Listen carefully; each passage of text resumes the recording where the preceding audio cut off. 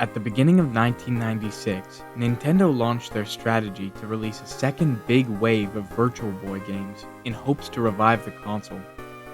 This strategy turned out to be a major success for them, and the Virtual Boy lived on for the rest of eternity with new games coming out regularly. Well, that's what I wish happened.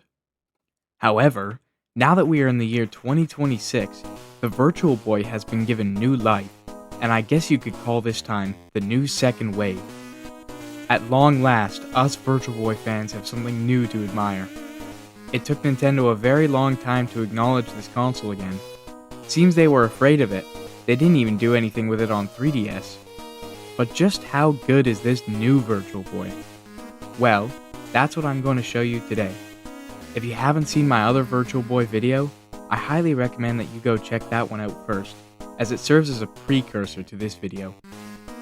First, I'm going to talk about the hardware, and then I'll talk about the software, so let's get right into it. First off, I want to say that this is an extremely accurate replica. It's so exact that the new stand it comes with still works on the original Virtual Boy. The look and feel of it are also almost one for one. With the Switch 2 bracket on the bottom, it's slightly taller than the original Virtual Boy. Though with the Switch 1 bracket, it's basically the same height as the original. Now, this part could just be due to the age of my Virtual Boy, but the new eyeshade material they used is definitely a step up. It also comes with these red lenses that block out some of the light and make the picture on Switch look extremely accurate to the original console. These tinted lenses also pop out if you want to play other games like The Legend of Zelda Breath of the Wild in its Labo VR mode.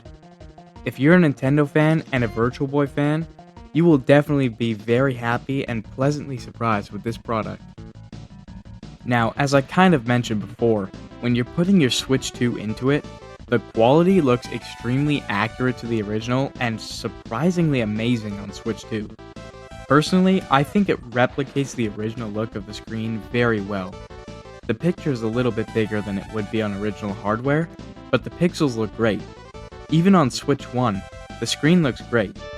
I haven't tested it out on an OLED, but the only downside of Switch 1 is that it's ever so slightly more blurry in my opinion.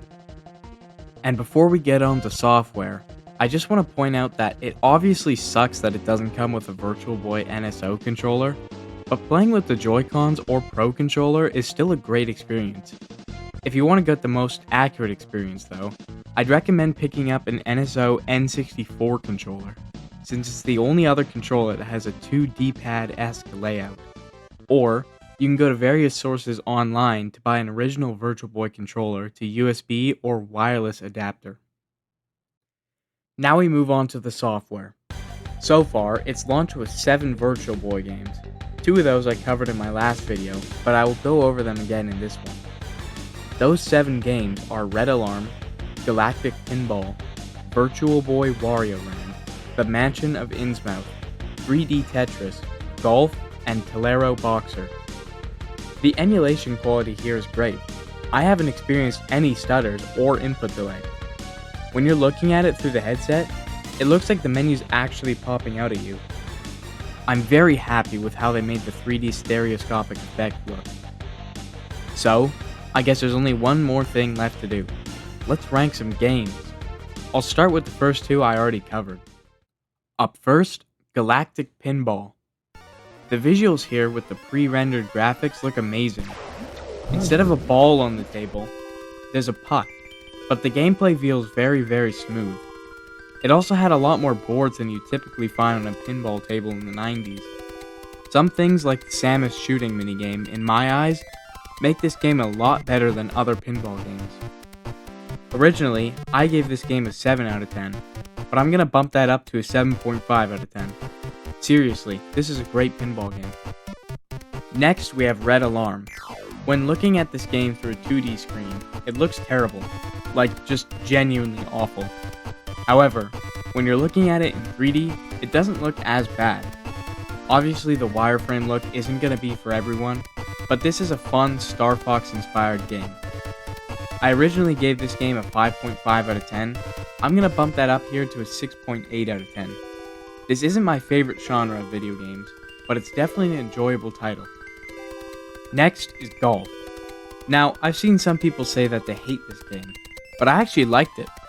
Golf just so happens to be my favorite sport, so I was actually eager to try this one out. A black and red golf game doesn't immediately seem appealing, but after giving the game a go and playing it for quite a while, I can definitely say that it has a lot of positive aspects. For one, I enjoyed the music. The track playing in the background was a personal favorite of mine. And second, I enjoyed the use of 3D here. To me, I felt that the depth made the game feel much better to play because you got a feel for how much you really need to charge up your shot in order to hit the ball correctly. I'm going to give this game a 7 out of 10. Next, we have 3D Tetris. Now, I've seen that people are conflicted about this game. Some people like it and some people don't. I personally do like this game, but I have a few issues with it. Firstly, again, I'll start with the music. I liked it a lot here. I just wish that you could choose the music when entering a round, but it was good nonetheless. Second, I wish that you could turn the camera instead of having it automatically rotate.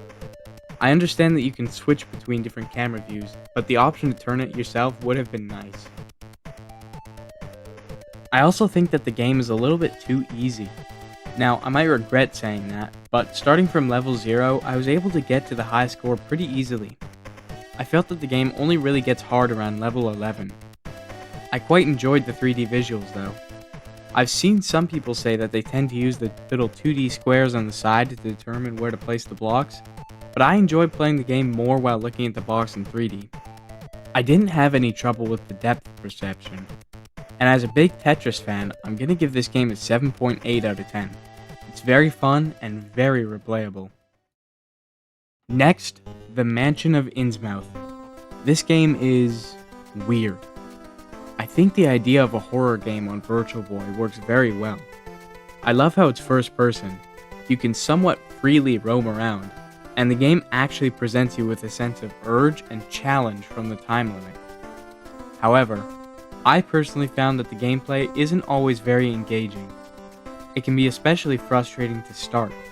You don't really know what you're doing, you run out of bullets very easily, and you don't know what the different items do. Once you get into it though, it gets a little bit better, but overall, I think this game is only really good for 1 or 2 playthroughs. It doesn't have much staying power, and I'm gonna give it a 6.3 out of 10. Next, we have Telero Boxer. I mean, it's okay. I'm not really super into fighting games like Punch-Out, but this game was able to provide me with a decent amount of enjoyability. You definitely have to look up a tutorial on how to properly use the controls if you're like me and just don't play a lot of fighting games. I just felt like this game was overhyped and not all it was cut out to be. I know that this game is good to some people, and it has its fans for sure, but it just wasn't for me. I'm still gonna give it a 7 out of 10 though. And finally, Virtual Boy Wario Land. Now, I'm gonna be honest, I have played this game on an emulator before, and I didn't really like it, but I was able to give it another fair chance on the NSO software. And I don't even know what I was thinking before because this game is amazing. This is gonna be a hot take, but I think this is probably my favorite Wario Land game. The graphics look really nice. The 3D effect, while not entirely necessary, is nice. The gameplay itself is very fun. The time limit is super generous and it gives you plenty of opportunity to really explore the levels, look around, defeat the enemies, and most importantly, find the treasure. You can definitely tell that a lot of care and effort went into the making of this game, and I'm glad that they didn't decide to can it because the hardware failed. I'm definitely going to be playing this game a lot more as time goes on and I spend more time with the Virtual Boy NSO accessory. The music is also great. I specifically like the level 2 music. So overall, this is a really good 2D platformer, and I recommend that everyone who has the Virtual Boy NSO accessory play this game to the end. I'm gonna give it an 8.7 out of 10. So that's it in terms of Virtual Boy today. That's 7 out of the known 16 games coming out for this service. I'm excited to play the rest of them, and I hope that Nintendo eventually decides to allow users to play the games in 2D, so that everyone can experience the Virtual Boy in all its glory. So with that, have a great rest of your day, everyone. Don't forget to check out my itch.io page, that's Pomets Productions, and I'll see you later.